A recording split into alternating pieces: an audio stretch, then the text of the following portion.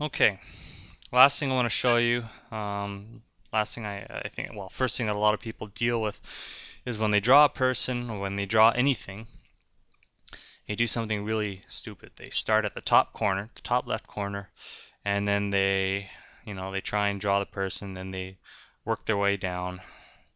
They guess they'll do the eyebrow and then that eyebrow, and then they'll do an eye, and then they'll do that eye, and then they'll do a nose, and then a mouth, and then they'll do the ear, and then they'll work down.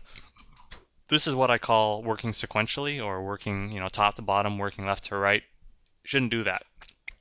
Why? Because there's all this paper here, and it's all going to waste.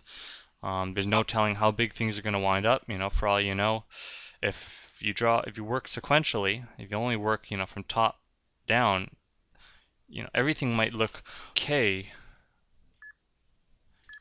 Everything might look okay when you're zoomed in like this, right? So,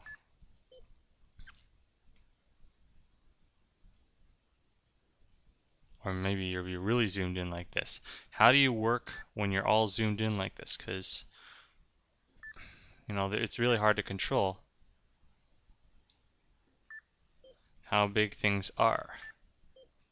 There's no way to sense proportions. Right? So don't get too tunnel visioned into your drawing because you miss the whole picture. You miss the big picture and your guy winds up out of proportions and generally looks like shit. And well, you don't really make good use of the page.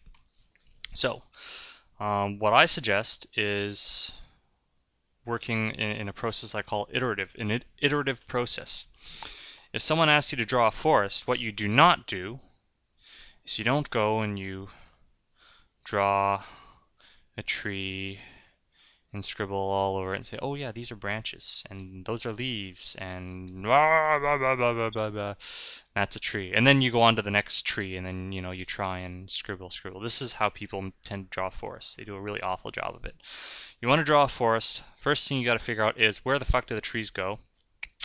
And so that means having to figure out the lay of the land, needing to know where the trees are going to go. If you want, you can have the trees going onto a flat piece of ground like so. All I've done is I've just made a piece of ground by using lots and lots of, very little spacing at the top and gradually more and more spacing at the bottom. It gives me the sense that when I look up here, things are far away. When I look down here, things are close.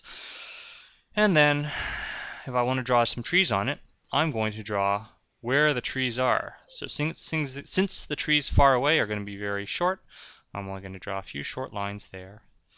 And as the trees get closer and closer, I'm going to use taller and taller lines. I'm simply saying, where are these trees rooted into the ground? And also there's going to be many, many little trees that are off in the distance.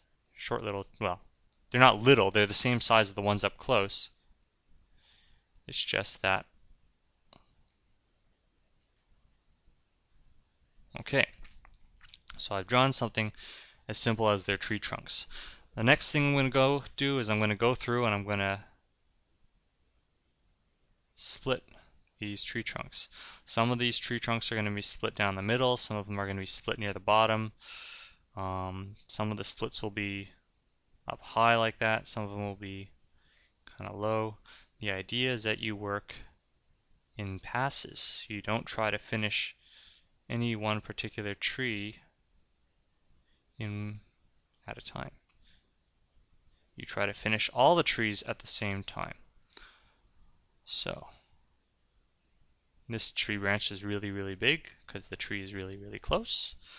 And I'll go through and add additional passes. I'm going to go through and I'm going to add another branch on to each tree.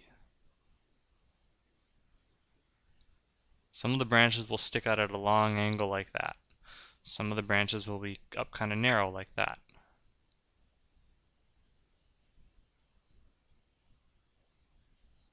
Okay, I will go through once more. Add a set of branches.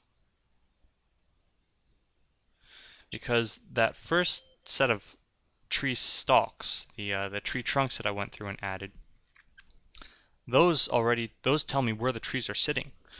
So I can easily go through and add. I'm in the process of adding detail to these trees. I'm splitting their branches. I can go through and split them up now.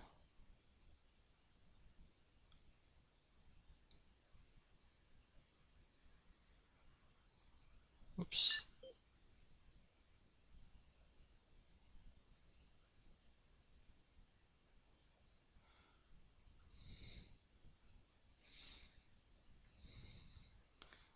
I mean, tree takes about, tree can take decades, centuries to grow. Why are you in such a hurry to draw them? Same thing with buildings. Buildings take a long time to build. Why are you in such a hurry to draw them? Okay, so I have the trees, got their basic structure, got some branches on them. I can go through and I can iterate as much as I want and split these, sub-split all of these branches until I'm tired of it. This is how you deal with detail. You don't try to finish everything in one go. Okay, now that I have that, you want to put some leaves on them? Fine.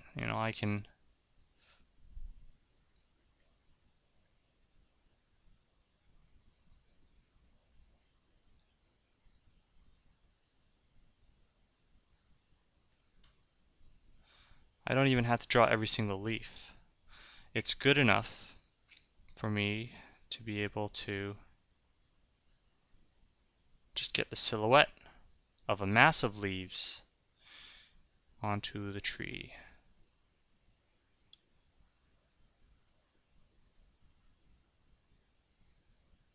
It's all about economy.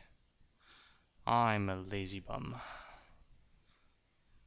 There's no way I'm going to go through and draw each and every tree. I'm not in a real hurry, but then I'm not a sucker for punishment either.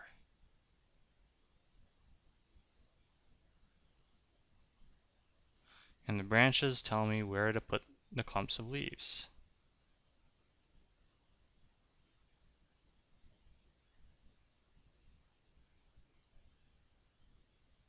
So this is one example of an iterative process, working in passes rather than trying to make a complete tree each time. And as you can see, it's really starting to take on the look of a large group of trees.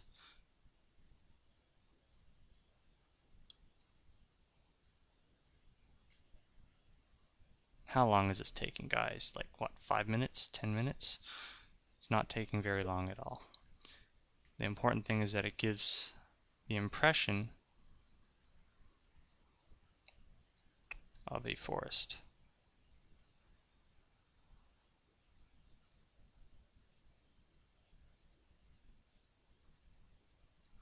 Very little guesswork. I can just scribble to my heart's content around the structures that I've set up for each of these trees. If further off, I just use smaller scribbles.